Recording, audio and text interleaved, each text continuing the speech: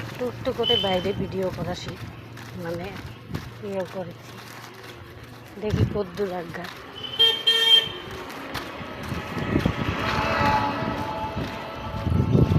Video বানাতে পারো না সুন্দর সুন্দর করে, এখন কী করে বুঝাই?